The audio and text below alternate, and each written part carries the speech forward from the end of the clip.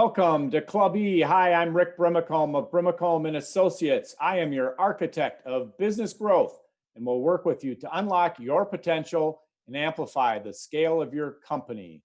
Today, we are talking about leading with an infinite mindset. I want to thank our sponsors, Irish Titan, an e-commerce and web development firm, Island Bank, a locally owned community bank, Romaine Berg, a digital marketing agency, and Voyager U. Speaking of Voyager U, COVID-19 has taken 36 million full-time jobs out of the economy this year. Maybe that's you. Maybe you've lost your job. Maybe you know somebody who's lost their job. Maybe you're feeling a little undervalued. Maybe you're wondering if there's something out there different for you. The universe might be telling you something. Maybe telling you it's time to explore an independent career.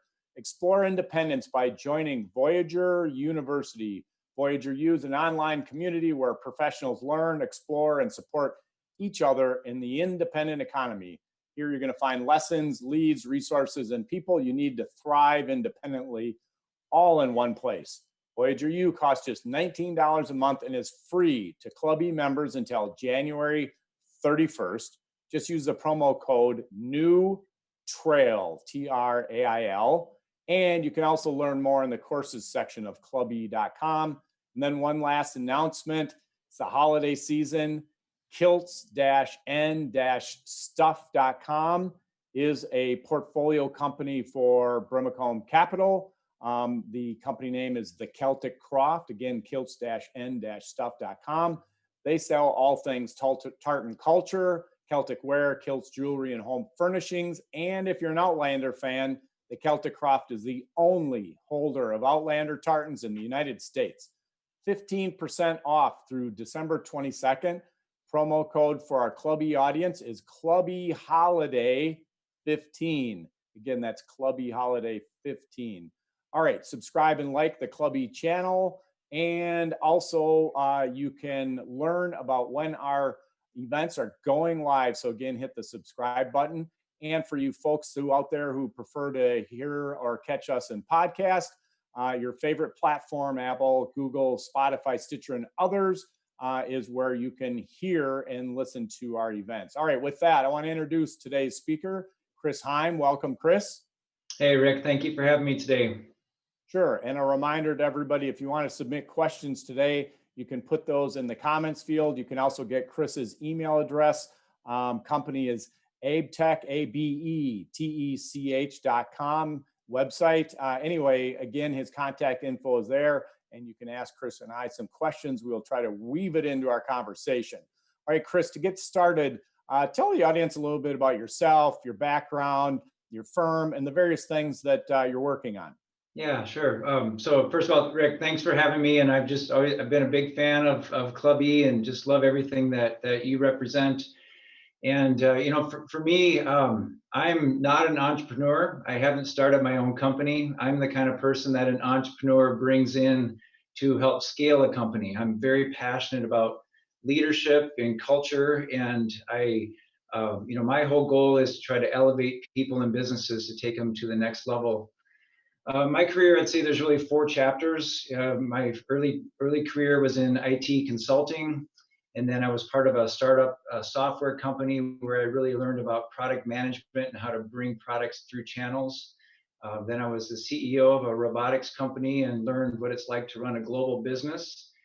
And then I most recently joined AbeTech about 2 years ago as the president. And, this chapter is really, for me, all about thought leadership and just trying to figure out how to, like I said before, like elevating people and just giving people a platform to really be successful.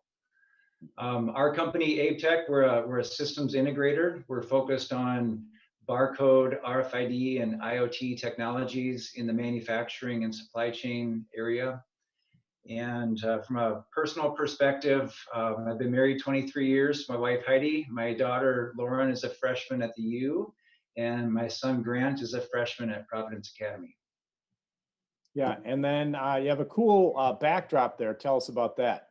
Yeah, so this is the picture of our break room at our office in Rogers. And so I've been with the company just shy of 2 years, and I haven't been at this office since March. So since the first week of March, when the pandemic hit, we decided any of our employees that could work from home, we're going to stay at home, so that our employees that couldn't do their jobs from home, like our warehouse workers and our engineers, we wanted to protect the building, for them. And so we've stuck with that program. I miss our office. I miss our team. And this is a picture of what our company and our culture is all about. Sure. So you mentioned that you joined AbeTech in 2019 as their president. What jazzed you up about the opportunity and what caused you to take the position? Yeah. So before I joined AbeTech, my whole career really was responding to opportunities that kind of presented themselves. And as I was getting ready to leave my previous employer, it was the first time in my career that I've really I took a step back and just really asked myself, where am I trying to take my career? What do I stand for? That's when you and I met, Rick. We had coffee one morning, and back when people were doing that. Yeah, exactly. And through that process, I met with a lot of different people, and Steve Schmidt, who's a friend of mine who I met through our kids' school, is the owner of AbeTech, and had lunch with him really just as part of my effort of networking. And he told me at lunch that I was one of a few people that he would ever trust to run his company, and I didn't really even know what AbeTech did. But we kept talking and decided to take our friendship and turn into a professional relationship. I joined AbeTech as a board member for a year, and our understanding was I'd be a board member, get to know each other a little bit more. And I mean, I have to say, I fell in love with the company, the culture, the people. The industry is fascinating. It's a fast growth industry, and it really brought together my background of software, of hardware, of integrating technologies, and then all the culture and everything that AbeTech represents was just kind of the icing on the cake for me. Great. So as you look back into 2019, you join AbeTech, you're not there all that long, and then all of a sudden early 2020, COVID hits. How have you fostered a connected yet safe, you touched on safety, culture with all the challenges that we've faced over the last 9 months? Yeah, I've learned a lot as a leader this past year. When you're at the office, I think we kind of take for granted that you can get up from your desk and walk down the hall. You can give people high fives. You can, stop in and have a 5-minute chat with people. And I think I did a really good job at that. But when you're working from home, you have to be much more purposeful about staying connected with people. And I think a few things that I've figured out this past year. One, we have a weekly meeting. We get all of our employees together once a week. And in the past, when we would have like quarterly meetings, I always kind of approached it as presenting. And now I view it more as sharing, that we get together and it's all about sharing updates and keeping people informed versus presenting. And so we've moved away from the formalities of things. From a culture perspective, I think I've always thought of culture as being, kind of fun and things you do together with your employees. And since we can't do things together, culture is kind of taken on more of a what is our character of a company? Like, what do we stand for? And anytime that I can talk with our employees, making sure that we're staying connected both as a character, as a team. And that's been a really good learning thing for me. The third thing that I've done this year that I think has been really effective is I've had these virtual walk the hall meetings. And so I've scheduled time with every employee in the company. I've done 3 rounds of these this year where I've spent, at least a half hour, 3 different times with every employee in the company. And it's gone from just, chit-chatting in the hallways to asking really deep questions about, how is your job going? Where's your career going? How are we doing as a company? And lining up with what your personal goals are. And, so I'd say, Rick, it's actually been a really positive outcome for me as a leader going through COVID. I've tapped into some things that in the normal cadence, I don't know that I would have maybe figured out quite as much. Absolutely. And you hit on it about sharing and connecting. I know the portfolio companies that we've worked with and Brimacombe Capital, that's been a big part of our efforts as well. Maybe just expand on that a little bit more, because I think that's a key point. Yeah, so I guess one of the things that we've done, our weekly meetings, we all spend so much time on Teams and Zoom, And I didn't want our company meeting just to be another meeting. And so we kind of took on like a speed dating approach where we have 5-minute presentations. I think, gosh, probably 3/4 of the company has been a presenter over the past year. And it's really been an opportunity to get different people in front of the company and just, kind of share what's going on. We try to make it fun. Just yesterday, we had our company meeting, and our marketing department did the 6 days of Christmas for 6 statistics that they had on a recent marketing campaign, and they actually sang the song to our employees. And so we're trying to do things like that to make it fun.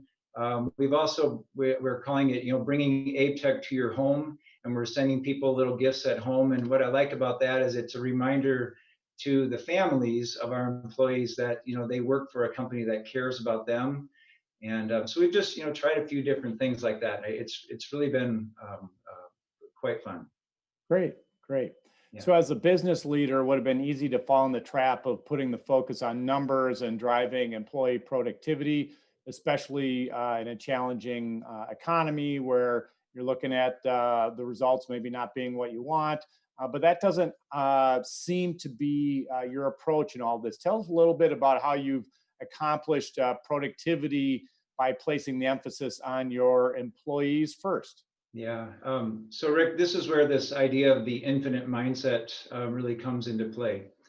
And I think as in my journey of wanting to be a better and better leader, if we're going to be people first, we have to be people first all the time. And budgets are basically like these little beacons that kind of guide the business. But what's more important to me is, what's the 3-year, 5-year, 10-year, the long-term vision of the business, and trying to make decisions based on the long-term trajectory of a company. And we started out this year, Q1, we were way ahead of plan, and it was going to be one of the company's best years ever. And then we lost money in April. And you can't go down the hallways giving people high fives when things are good, and then have people fearing for their jobs when things suddenly change bad. And so we made a decision in April. We reset our plans. We did no layoffs. We did no furloughs. We did non-people related budget cuts, and we were very upfront with our employees. Here's our new target. Let's rally together. Let's focus on taking care of our clients, and let's just trust that we can get through this together. And I have to say, we've beat those targets. We've had a great year, and really proud of the fact that our employees never came to work worried that they might lose their job tomorrow, that we were just really focused on the long-term picture is we're here to serve a market, and we're going to figure this out together. Absolutely, absolutely. So a reminder to everybody, you can submit your questions in the comments field. Chris and I will do our best to weave them into the conversation. Also, you can hit the subscribe and like button to keep up on what's happening in the Clubby community. If you want to catch the session, it either is on clubby.com or the YouTube channel Clubby in the future. So you've touched on a couple of things interesting. You join the company, COVID comes, changes the dynamics. You have to adjust. You put employees first. There's a variety of things. But talk a little bit about some of the specific examples that you feel, and I know you've touched on some already, but go a little bit more into the examples that you feel have made the most difference while keeping your company strong, even though most people are working remotely. Well, one of the things that we're working on right now, we took a look this past year at our performance review process, and we had a pretty traditional performance review process, and we've changed that now. We're just launching it called the Personal Development Plan. And in fact, my last round of virtual walk the halls with every employee, I've talked to them about what we want. We want AbeTech to be a place where people can have success in their career, but also in their personal lives, and really trying to bridge those two things together. And I use the term work-life integration versus work-life balance. And work-life integration is really this idea that can we have a work environment be where people can become a better person both at work and at home. And these personal development plans, we're asking people to really think deep about where do they want their careers to go, what are they trying to accomplish, and how can we as a company help people accomplish those personal goals. And some ideas like this, Rick, I don't know if they would have come out of our company quite the same way had we not gone through a time like COVID, where you just really had to, think a little deeper about, staying connected with people. Well, I know you're a big reader, and Club E has a partnership in MinBig, MINNBIG.com, MinBig.com, peer-to-peer CEO group, where we also do a lot of reading and sharing that with our members. Talk just a little bit about maybe some of the impactful books or learnings that you've had and been able to share or use at the company. Yeah. So, well, I was sharing with you. So Simon Sinek has been an author that I've been spending a lot of time with lately. David Coady, the former CEO of Honeywell, he just put out a really wonderful book that I picked up a lot on.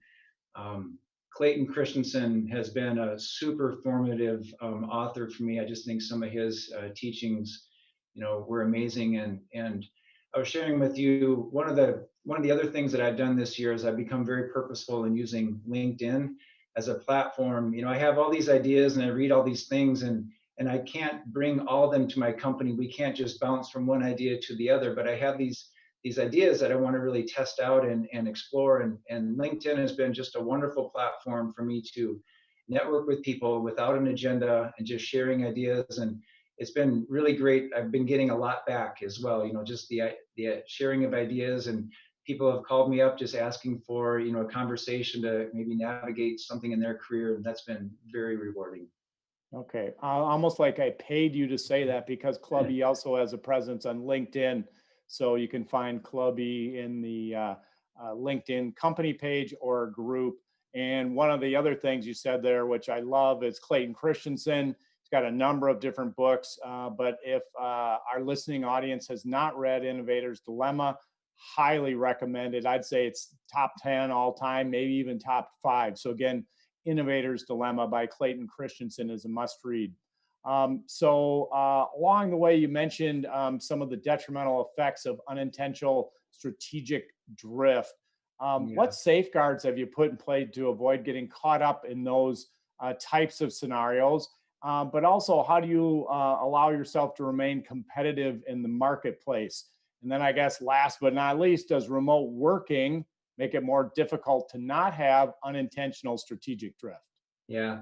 So strategic drift. I'll just say what that means to me first. So first of all, I've been blessed with several mentors in my career, and I've picked up on different things from each mentor. And Joe Dunsmore, who's the former CEO of Digi Corporation, is a mentor of mine, and he's who taught me digital or strategic drift, and his company's called Digital Truth. And I guess what I would explain is, when we put together business plans at first, we're very thoughtful. We do a lot of research. We think through things, and then we launch, and that part of a business usually goes quite well. But what happens over the course of the next few years that follow is you start to have a little bit of additional success, or you have an idea, you want to try something, or a client asks you to do a special favor. And if you're not careful over the course of time, you can drift away from what your core purpose is. And, kind of the best thing that can happen is either you have great success or you fail instantly. The worst thing that can happen is that you have partial success, and partial success doesn't scale. You start to develop these little processes on the sides, and then all of a sudden you have a drag on your business. And Joe's really done a great job of helping myself and our team look at our business and study our data, look into our CRM, and just make sure that we're touching base with the actual facts in our business to figure out if we're still on course. And as we become a more virtual company, both, we have a few different offices, and our employees are, not all together. We really need to rely on some of that core focus to make sure that the right decisions are being made every day throughout the company. Yeah, and you mentioned before we went on the air today, so you've made a couple of acquisitions, and those companies are not in Minnesota. So you've extended the footprint of the business, which then also makes it a more challenging environment to not have that unintentional strategic drift. Yeah. So, as far as acquisitions, we're taking, it's really a people first strategy, second approach. We're looking for companies that are a mini version of AbeTech, value system, people, and similar markets, of course. But we're bumping up against some pretty aggressive private equity companies that have really big funds, and so we're having to be very selective, and we're not chasing after deals. We're trying to bring awesome people, awesome clients into our family and expand the business that way. We've made 2 acquisitions since I've joined the company, one in Chicago, one in Dayton. They both have worked out great. They're amazing employees that we've added to the team. And I'm hoping that there's more acquisitions in our future. I think it's a key part of our growth strategy. Great, great. Well, maybe they're listening right now, so I hope, Yeah, I hope so. yeah. Hey, is it fair to say from your viewpoint that, and you touched on it, this foundational kind of business, should the emphasis be placed on foundational offerings while new technologies may be and will be added to your portfolio, but those require significant spend? They need to be thoroughly thought through, vetted, and looked at from more of a long-term mindset. Yeah. My feeling is you should be able to draw a picture of your business on a piece of paper.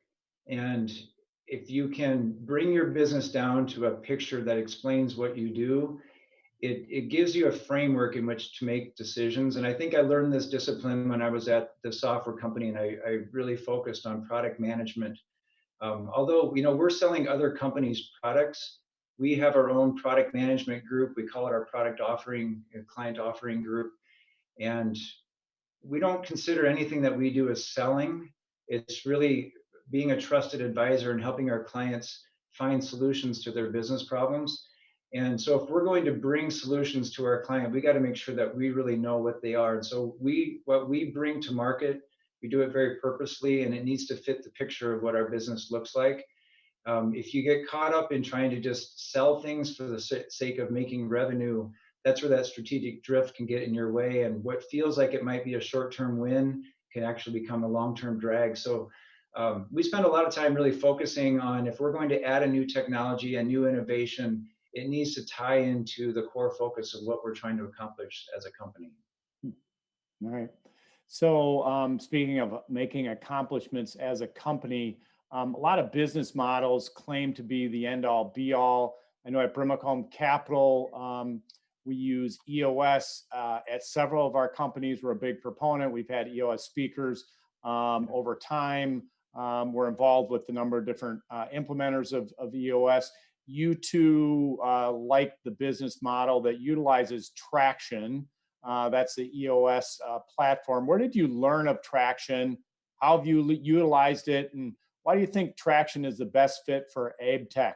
We'll get to maybe some examples afterwards, or if you want to spin that into your story as well, talk a little bit about how you've utilized Traction with your team, your managers, and your employees. Yeah, so I've been using Traction for about 5 years. We used it at my previous company, and we started using it, shortly after I joined AbeTech. And I would say, for me, Traction it's an operating platform in which to manage a business. The strategy of a company is one thing, but the actual operation of that is so important. And I would say, for me, the way I would describe Traction is it's kind of like a song that kind of develops. It starts out as just a drum beat, and then other instruments kind of layer themselves in, and there's no script, there's no sheet music, and artists are just kind of joining in, and they're all following to the same rhythm. To me, that's what Traction, it gives us a rhythm to our business and allows us to scale ideas in a really fast way. We meet quarterly, we identify what we think are the top priorities, we call them rocks. And within a couple of days, we've scaled those rocks to all of our employees. We have weekly meetings, these L10 meetings that are part of Traction. Helps you stay focused on the most important issues. It opens up the idea that you're supposed to talk about issues in meetings. That the whole platform is to talk about, separate people from issues and attack issues, praise people. I've also really enjoyed Traction from a leadership perspective. There's some really great tools that help, like right seat, right person, and trying to help somebody navigate a career. The people analyzer, and making sure when you're hiring people that they line up with your corporate values. I guess for me, it's allowed me to stay to stay more focused on being strategic and not having to make up a management framework and just follow a proven framework in which we can manage the company throughout all the different layers of the organization. Sure. And as I mentioned, again, Brimacombe Capital, we use the EOS system a lot. Question, when you first started, did you self-implement or did you bring in somebody to work that process with you? Yeah, I've always used an implementer. I've really enjoyed that. That allows me to show up at the meeting and I'm just a member at the table. You know, I'm not leading those meetings. We have an implementer that Dan Hawks is who we use. He's been phenomenal. He's been a great mentor to all of us, and I found that having an implementer, one, it helps you follow the structure really well, but more importantly, it allows me to just be a member at the table with my executive team and equal voice as we try to solve problems and put strategies together. Yeah. So anybody who wants to learn more about Traction can reach out to me. And tell you a little bit about how we've utilized it within my portfolio companies. Again, a reminder, you can put questions in the comments field to connect up here while we're talking with Chris, or you can get Chris's email address there and reach out to him on your own. All right, Chris, so you've mentioned a couple of times acquisitions. So you've made a couple of acquisitions as part of your growth strategy. You also mentioned that private investors, private equity investors have been active in the space. How are you navigating the kind of private family investor model that you find yourself in amidst the private equity environment that is out there? And how are you going about identifying the right companies to bring into your AbeTech business? Yeah, so I would say there's really two parts to our acquisition strategy, Rick. For one, our founder, Steve, has been with the industry for a very long time, and we know a lot of people in the industry, and we're having discussions with business owners, maybe owners of smaller companies than AbeTech. Ideally for us, we'd love to find a business owner that's maybe 3 to 5 years away from wanting to retire, cares about the legacy of the business, of course wants to take some money off the table, but cares about the long-term trajectory of the employees and the relationships they have with their clients. Bring those companies into the AbeTech family, and we want to learn from the companies we acquire because they all have some great things that they do, and we think that we do some things quite well, and try to bring those two concepts together. That's one part of our growth strategy. We're also looking at some strategic markets. We're quite good at managed service. We help our clients manage, ruggedized mobile computers and, all the software updates and security and so forth. And there's some strategic acquisitions perhaps in that area. We're also moving more into IoT and RFID. And so if we can find a specialty player that maybe has some skills beyond what we've developed ourselves that could accelerate in that area, I envision that in the next couple of years we'll make some strategic acquisitions that way as well. Okay. And again, you can find Chris's email address in the comments field if you'd like to reach out to him on that, or seek me out and I'll get you connected. Reminder to hit the subscribe button and submit your questions. So Chris, you mentioned you're an avid reader. You mentioned utilizing LinkedIn for some thought leadership activities. What does the future look like for you, and what does the future look like for the company? Well, I'd say for me, I'm right where I should be. I'm really enjoying myself. This chapter of my career was, as I mentioned before, was all about how do you take leadership to new levels, and AbeTech's given me that platform for sure. As I mentioned, LinkedIn has also been a wonderful outlet, and I'm wanting to use that more and more to just keep exploring leadership. As far as AbeTech, I think we are just really well positioned. There are just billions of dollars of innovation being poured into the exact area that we're really good at. Artificial intelligence, machine learning, robotics, automation, mobility, all those different areas tie directly into supply chain and manufacturing optimization and asset tracking. So I really like the future and where how AbeTech fits into that. I also really like our go-to-market, that we really don't talk about selling technology to our clients. We want to be their trusted advisor, and we mean that sincerely. We want to sit on the same side of the table as our clients, just helping them solve problems. And the technology is really complex, and one of the things we like to tell our clients is our job is to simplify all that complexity. So I love where I'm at. I love our team and where we're pointed at, and I think that there's good days ahead. All right, so you hit a couple of themes that you thought were going to be important in the future. We touched on a little bit before our session, robotics. One of our portfolio companies at Brimacombe Capital, Infinity Robotics, is in the robotics space. If you had to bet, I don't know if you bet, but if you had to bet on one horse that you thought was going to have the most impact over the next 5 years, what technology trend would that be? Well, I really like where RFID and IoT technology is going, and I guess I would say it's the digital intelligence that comes from any asset in a company. If you can start to create digital intelligence around an asset, how it moves around a building, how it moves through a supply chain, and you can gather more and more data about those critical assets, aggregate all that into some algorithms that can study movement and productivity, and that's what we're focused on, is how do we track assets and draw more and more digital intelligence out of them to help our clients just see their business from a whole different perspective. I have a question that I ask some of the folks that we do interviews with, and then I'll dovetail that into a second one. But as you look back over your career, was there an important lesson that you learned that you wish you would have learned sooner? Yeah, I think the lesson that I would say is it's actually Patrick Lencioni, and he calls it the first team. And when I was a young manager, had somebody asked me, like, who is my team? My answer would have been the people on my org chart, the people that report to me. And what I learned, first team, is your first team are actually your peers, the leaders in other parts of the company at a similar level as you.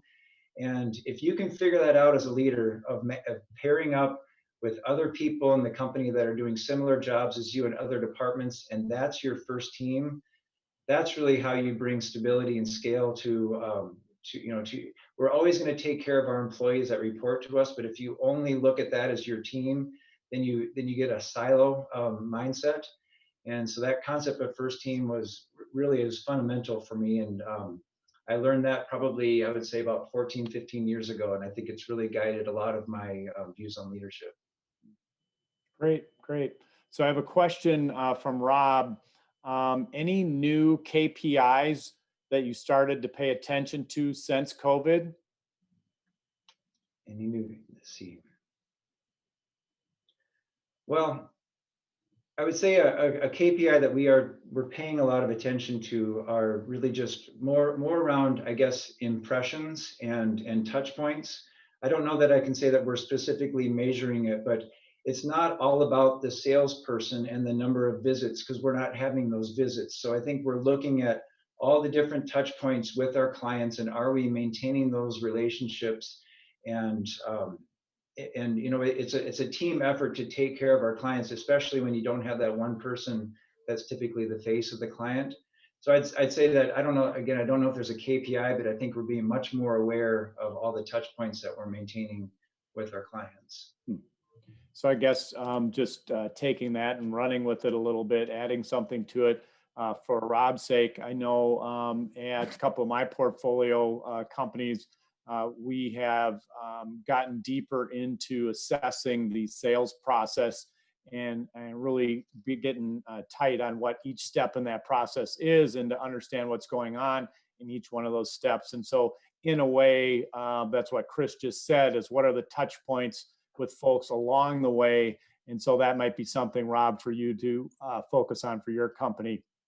Another question that came in from Matt, longtime listener, thanks, Matt, is lots of times things go well and you can feel good, and everybody, as you mentioned, get high fives in the hall, stuff like that. It's not so easy when things don't go well, which you touched on. Was there something in your career along the way that maybe was more challenging than other things that you actually ended up learning a lot from? Yeah, there's one thing that comes to mind for me. There was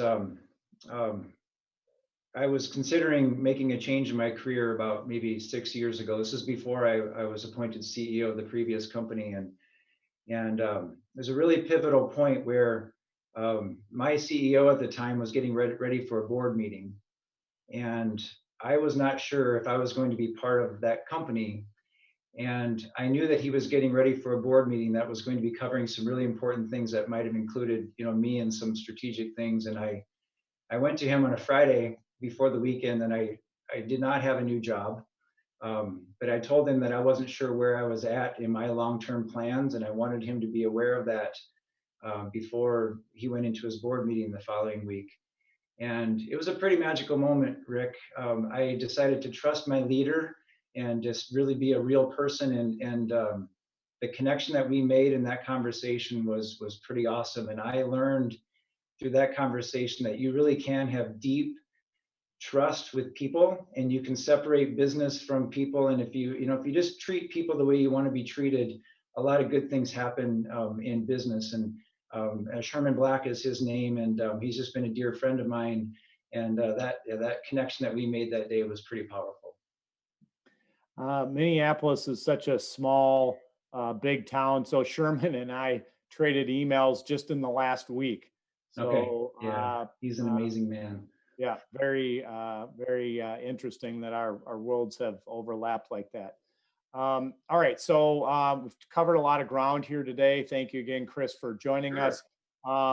If there was kind of one key takeaway that you wanted the audience to bring with themselves about your message, your journey, what's going on in your world and at AbeTech, what would be that one key takeaway?